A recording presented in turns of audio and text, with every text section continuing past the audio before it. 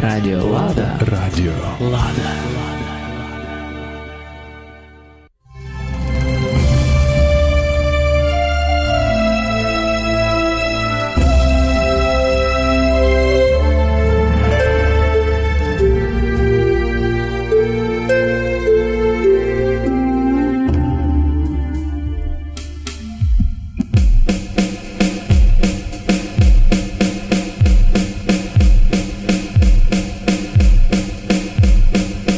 Читаться наказ князя Великої Моравії Ростислава от 863 года 1150-літньої давності.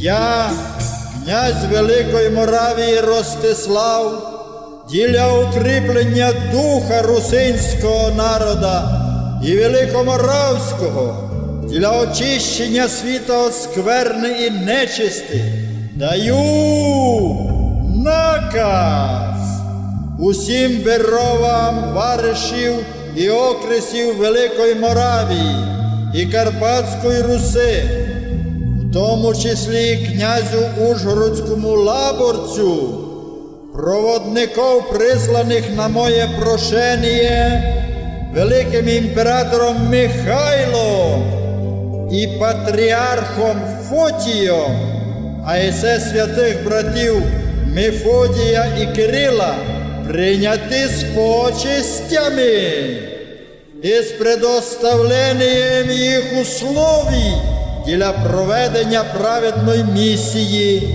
по просвіщенню і крещенню наших народів. Шиковно набрати їм у поміч служителів і учеників для перевода Євангелія, Слова Божого, із греческого на слов'яно-русинський язик. Русинам, ученикам ізучати Слово Боже так, або в дальнішим служби Божі у церквах проводилися на слав'янському язикові, по-нашому.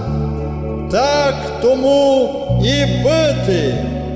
Писано літа 863-го ож рожденства Христова.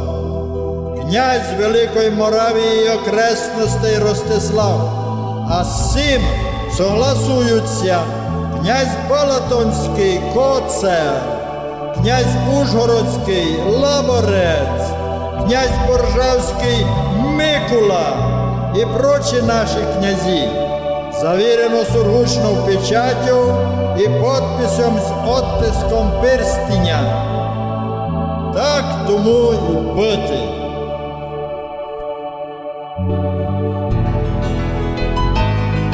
Ви слухаєте Радіо Лада, радіо подкарпатських русинов.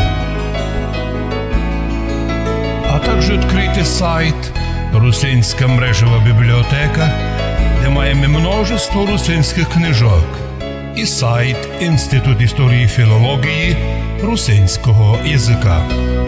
Ви слухаєте Радіо Лада, радіо подкарпатських русинов.